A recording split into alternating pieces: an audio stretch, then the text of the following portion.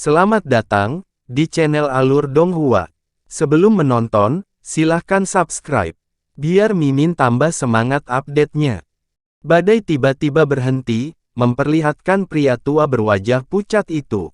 Tubuhnya dengan lesu berdiri di tempat dengan perisai es dan penghalang hijau hancur total. Sebuah lubang seukuran kepalan tangan muncul di tempat jantungnya seharusnya berada. Tapi lubang itu gelap gulita disebabkan oleh pembakaran. Pria itu menundukkan kepalanya untuk melihat dadanya dan menyentuhnya dengan tangannya. Dia memasang ekspresi heran, dia tidak percaya apa yang dilihatnya. Saat ini, tombak hitam bersenandung dan berubah kembali menjadi segerombolan semut terbang yang padat. Mereka dengan liar bergegas menuju pria itu tanpa menahan diri, melemparkannya ke bawah dan menutupi seluruh tubuhnya dalam sekejap. Beberapa jeritan menyedihkan segera mengikuti sebelum disambut dengan keheningan. Sesaat kemudian, semut bersayap tiba-tiba melayang di udara dan jatuh kembali ke lokasi semula, menyatu dengan butiran pasir. Adapun di mana lelaki tua itu jatuh, tidak ada jejak yang tersisa. Han Li melihat ini secara keseluruhan dari puncak bukit. Dia memasang ekspresi aneh dari keterkejutan yang dia rasakan. Itu adalah semut api besi. Saya tidak berpikir saya akan melihat serangga eksotis di lokasi ini. Han Li bergumam. Ketika Han Li awalnya melihat semut bersayap, dia tidak mengenali semut apa itu. Han Li hanya berhasil mengidentifikasi mereka setelah dia melihat mereka tanpa rasa takut menerima serangan dari harta sihir pembudidaya berwajah pucat dan kemudian mengembun menjadi tombak. Ada banyak spesies serangga roh semut bersayap di dunia budidaya, dan mereka semua tampak hampir sama. Pembudidaya yang tidak berspesialisasi dalam teknik pengendalian serangga akan kesulitan membedakannya. Faktanya, spesies semut bersayap yang berbeda sangat berbeda dalam tingkat kekuatan dan keganasannya. Semut bersayap yang lebih menakutkan akan menyebabkan bahkan pembudidaya formasi inti dengan gugup mundur saat melihat mereka. Adapun semut api besi, mereka berada di peringkat 37 pada peringkat serangga eksotis dan merupakan salah satu spesies semut bersayap yang paling menakutkan. Terlepas dari peringkat 9 semut kristal surgawi dari legenda, semut ini mungkin yang paling tangguh dari jenisnya. Tidak hanya semut bersayap ini yang hampir kebal terhadap serangan fisik, bahkan sebagian besar teknik sihir juga memiliki sedikit efek pada mereka. Terlepas dari teknik sihir atribut api dan air kelas menengah atau lebih tinggi serta beberapa teknik sihir khusus, mereka hampir tidak bisa dihancurkan, memiliki kemampuan pertahanan abnormal yang hampir setara dengan kumbang pemakan emas. Faktanya, mereka bahkan lebih unggul dari kumbang pemakan emas dalam menahan serangan harta sihir. Sementara mereka tidak memiliki kemampuan aneh kumbang pemakan emas untuk mengkonsumsi kekuatan spiritual, semut api besi memiliki kemampuan menakutkan untuk menyemburkan api hitam dan melakukan transformasi gerombolan. Koloni semut api besi bisa berubah menjadi harta sihir atribut api. Serangannya yang menakutkan bisa menembus harta sihir pertahanan umum dan teknik sihir tanpa perlawanan sedikit pun. Akibatnya, kematian menyedihkan pria berwajah pucat itu tidak mengejutkan. Meskipun semut api besi tidak dianggap punah seperti kumbang pemakan emas, mereka jarang terlihat di dunia budidaya. Dan bahkan jika mereka terlihat, gerombolan itu hanya terdiri dari paling banyak 1000. Ini karena lingkungan hidup yang keras dari semut api besi. Mereka tidak hanya membutuhkan lingkungan yang panas untuk bertahan hidup, tetapi mereka juga harus tinggal di dekat biji logam. Setelah meninggalkan lingkungan ini, semut api besi akan dengan cepat menjadi lemah. Tidak akan lama sebelum kemampuan mereka benar-benar menghilang dan mereka kembali menjadi semut bersayap biasa. Jika hanya itu, masih akan ada banyak pembudidaya pengendali serangga yang ingin menggunakannya, bahkan sampai menciptakan atau menemukan lingkungan yang sesuai untuk berkembang biak. Namun, semut bersayap ini memiliki kelemahan fatal. Terlepas dari apakah semut api besi itu liar atau dijinakkan, mereka tidak mampu mengenali seorang master. Ketika seseorang ingin melakukan upacara pengenalan master pada semut bersayap, masing-masing semut akan meledak sendiri, menghancurkan impian banyak pembudidaya. Adapun penyebab spesifiknya, tidak ada jawaban pasti. Ada yang mengatakan sifat semut bersayap itu pantang menyerah dan tidak memungkinkan untuk dikendalikan. Ada orang lain yang mengatakan itu ada hubungannya dengan konstitusi semut api besi. Ada sangat sedikit orang yang tahu tentang semut api besi di wilayah selatan surgawi atau laut bintang yang tersebar. Mereka jarang terlihat dalam 1000 tahun terakhir dan koloni mereka tumbuh semakin kecil. Mereka dianggap hampir punah. Pada saat itu, Han Li sedang melihat gurun hitam sambil melamun. Tampaknya gurun hitam adalah jebakan bagi semut api besi. Meskipun Han Li tidak tahu berapa banyak koloni yang terdapat di gurun, melihat bagaimana pembudidaya berwajah pucat bertemu setelah berjalan hanya 1 kilometer, jumlahnya tidak sedikit. Sangat mungkin bahwa koloni semut api besi yang berjumlah ratusan ribu juga ada di gurun. Dengan itu, Han Li merasakan hawa dingin menjalar di punggungnya. Dia kemudian menyapu indera spiritualnya melalui kantong penyimpanannya, menghitung lebih dari selusin jimat atribut es dan api kelas menengah, seharusnya cukup untuk menghadapi 3 koloni semut api besi yang berukuran sama dengan yang dia lihat sebelumnya. Namun, Han Li harus berharap untuk percaya bahwa jimat ini cukup untuk membawanya melewati gurun. Ketika Han Li mengarahkan pandangannya pada beberapa kantong binatang roh dari kumbang pemakan emas, hatinya bergerak. Dia merenungkan apakah kumbang pemakan emas akan efektif dalam berurusan dengan semut api besi. Bagaimanapun, kumbang pemakan emas memiliki peringkat lebih tinggi daripada semut api besi, dan dari penampilan cangkangnya, mereka belum berevolusi ke tahap emas hitam yang dikabarkan. Mereka harus setengah matang seperti kumbang pemakan emasnya. Karena itu, dapat diterima baginya untuk menguji mereka. Hampir tidak mampu menahan kegembiraannya yang meningkat, Han Li merenung sejenak sebelum memutuskan bahwa tidak ada masalah dalam menguji kumbang pemakan emasnya melawan semut api besi. Bahkan jika kumbang pemakan emasnya tidak mampu menghadapi mereka, dia masih memiliki beberapa jimat kelas menengah yang bisa dia gunakan untuk membela diri dan mundur dengan aman dari gurun. Ekspresi Han Li menjadi dingin saat ia bergegas menuruni puncak bukit, langsung menuju ke gurun hitam. Setelah beberapa saat, Han Li telah tiba di tepi gurun. Dia menatap pasir hitam di bawahnya dan menyipitkan matanya.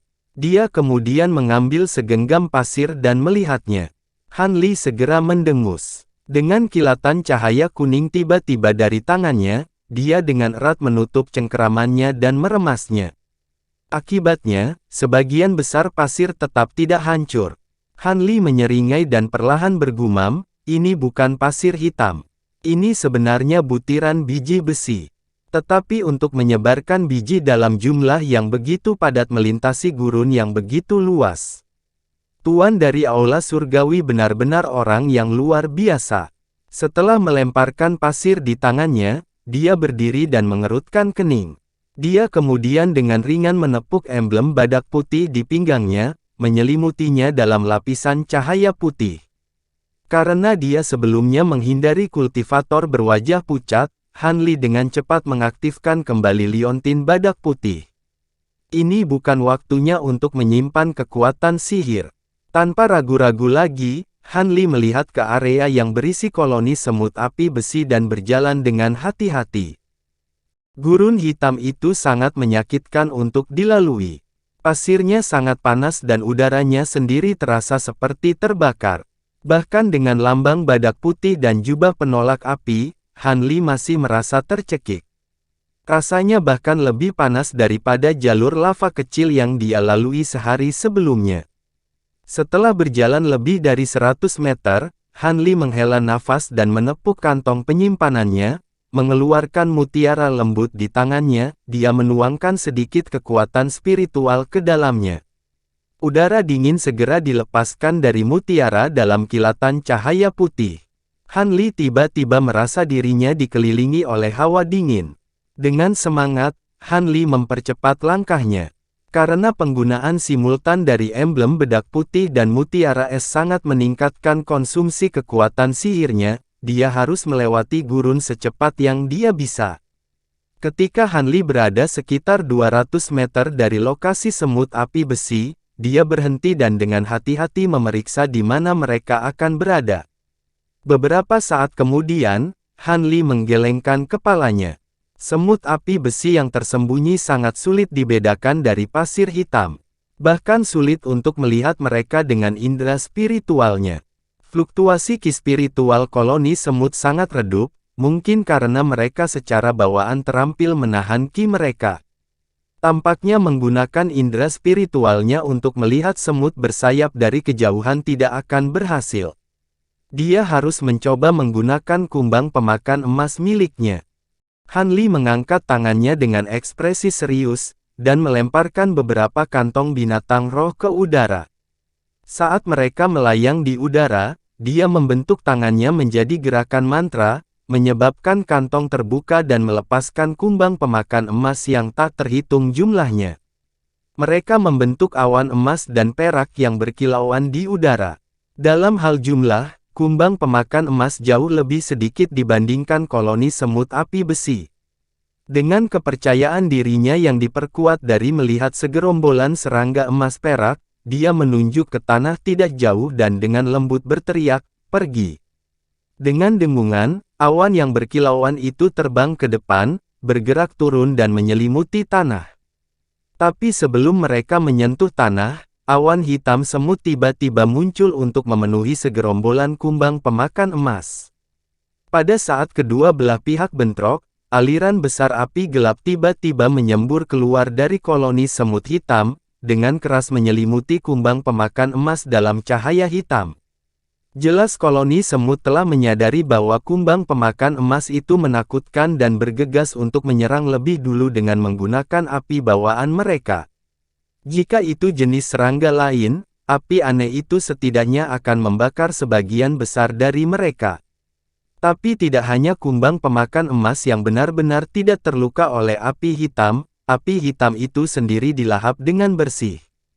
Setelah api padam, kumbang menyerbu ke depan dengan dengungan.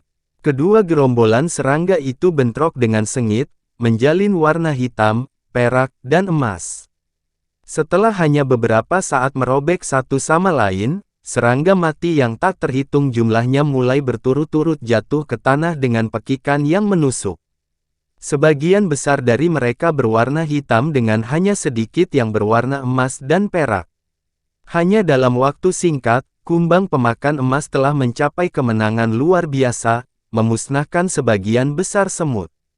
Semut api besi juga merasakan bahwa segala sesuatunya jauh dari baik. Sisa-sisa mereka mengeluarkan teriakan lemah dan tiba-tiba berkumpul untuk membentuk panah hitam legam. Mereka menembak melewati kumbang pemakan emas dalam upaya untuk melarikan diri. Tetapi pada saat itu, seberkas cahaya pedang biru yang menyilaukan menembus udara dan menebas panah. Panah bergetar dan sangat melambat. Pada saat penundaan itu, kumbang pemakan emas mengerumuni panah. Dalam sekejap mata, panah hitam itu tenggelam di lautan emas dan perak dan tidak bisa lagi dilihat. Pada saat kawanan serangga itu bubar, panah itu benar-benar menghilang. Pada saat itu, Han Li perlahan berjalan dan dengan tenang melihat serangga mati di lantai. Dia diam-diam merenung sejenak sambil menggenggam dagunya. Hanya sekitar beberapa ratus serangga mati yang termasuk dalam kumbang pemakan emas, jumlah yang sedikit. Kemenangan menentukan kumbang pemakan emas dengan jelas menggambarkan keunggulan kumbang pemakan emas.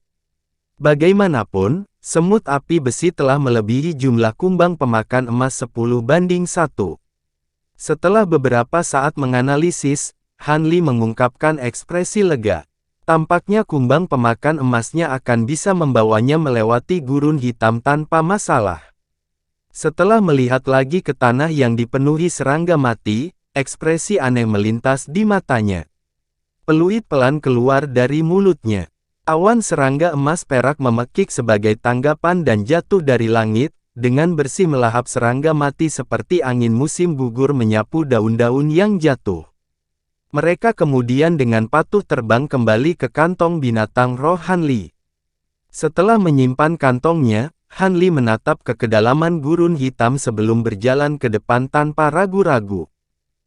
Han Li berdiri di kejauhan saat dia tanpa ekspresi menatap langit. Pertarungan terbesar yang dilakukan kumbang pemakan emasnya sejak memasuki padang pasir saat ini sedang berlangsung di langit. Kumbang pemakan emas dan semut api besi yang tak terhitung jumlahnya tersebar di langit pada ketinggian rendah, saling melahap satu sama lain. Serangga mati menghujani dari langit, membentuk lapisan tipis dan padat di tanah. Itu membuat pemandangan yang benar-benar mengejutkan. Alis Han Li berkerut. Meskipun hanya sekitar 1 hari telah berlalu, dia sudah kehilangan hampir 10.000 kumbang pemakan emas. Seolah-olah dia akan bertemu dengan koloni semut api besi setiap jarak pendek yang dia jalani, berjumlah antara 3.000 hingga 10.000. Tapi sekarang, dia bertemu dengan koloni semut besi api yang sangat besar yang berjumlah sekitar 50.000. Dia memperhitungkan bahwa pertempuran ini akan mengakibatkan kematian setidaknya 8.000 kumbang pemakan emas. Tidak mengherankan jika Han Li merasa menyesal. Kumbang pemakan emas membutuhkan waktu yang lama untuk berkembang biak. Siapa yang tahu kapan dia bisa mengisi kembali nomor mereka selanjutnya. Setelah beberapa waktu, koloni semut mundur dengan kekalahan. Terlepas dari beberapa ribu yang selamat yang berhasil mundur, semut bersayap telah dimakan habis oleh kumbang pemakan emas. Han Li tidak membuang waktu untuk mengejar semut api besi yang tersisa. Sebaliknya, dia mengalihkan pandangannya ke mutiara es dan melanjutkan perjalanannya dengan semangat. Dia mengira bahwa dia saat ini berada di tengah gurun, itulah sebabnya dia bertemu dengan koloni semut yang begitu besar. Dia sebaiknya lebih waspada di jalan yang bergerak maju, kalau tidak dia akan menyia-nyiakan kekuatan sihir yang sangat dibutuhkan untuk mengisi bahan bakar harta sihir penolak panasnya, meninggalkan dirinya dalam situasi yang mengerikan. Setelah berjalan sekitar 20 km, ekspresi Han Li membeku. Dia menatap ke kanan dengan mata menyipit.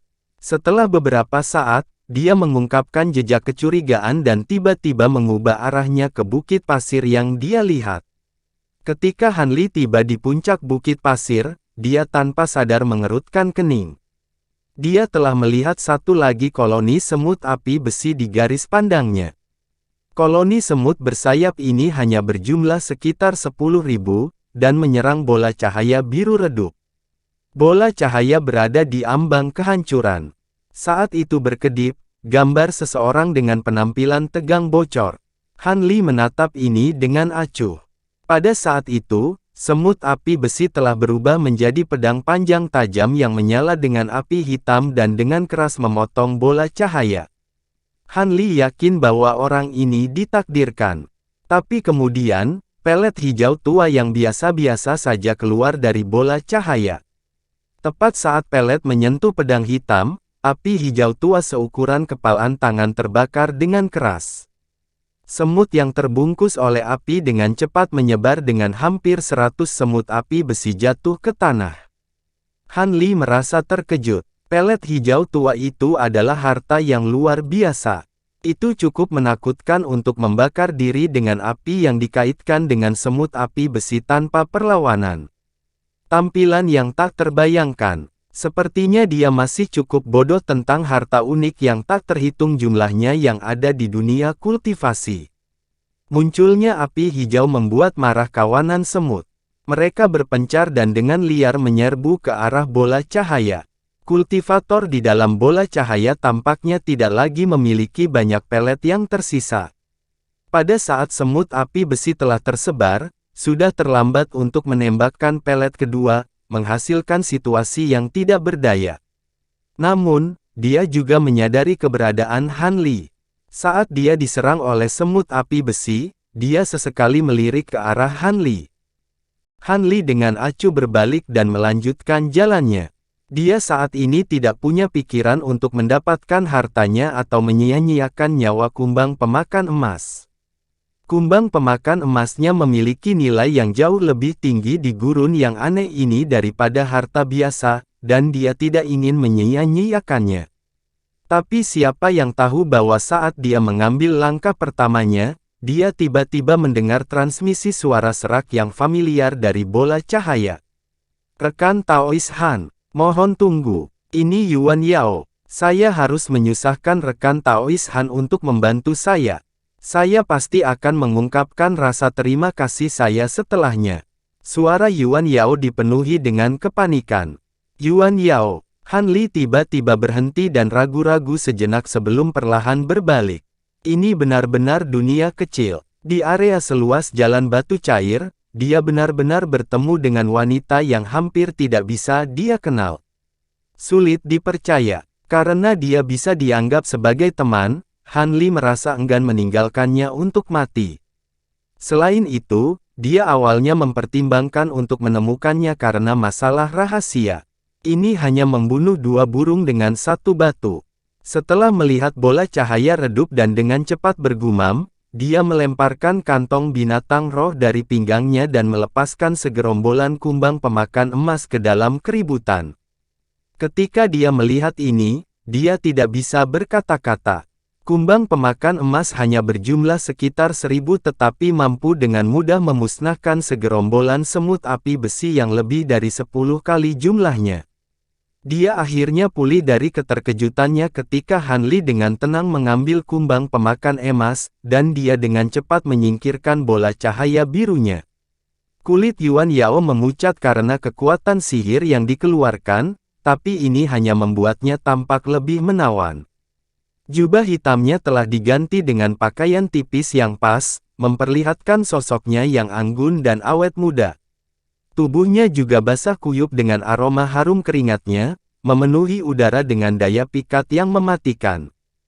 Han Li tercengang dengan ini, tetapi dia segera pulih. Yuan Yao memberi hormat kepada Han Li dengan senyum berseri-seri dan berbicara dengan suara yang menawan. Yuan Yao tidak bisa cukup berterima kasih kepada rekan Taois Han atas penyelamatannya. Terima kasih sudah menonton, sampai jumpa di episode selanjutnya. Jangan lupa subscribe, like, dan nyalakan loncengnya. Sampai jumpa.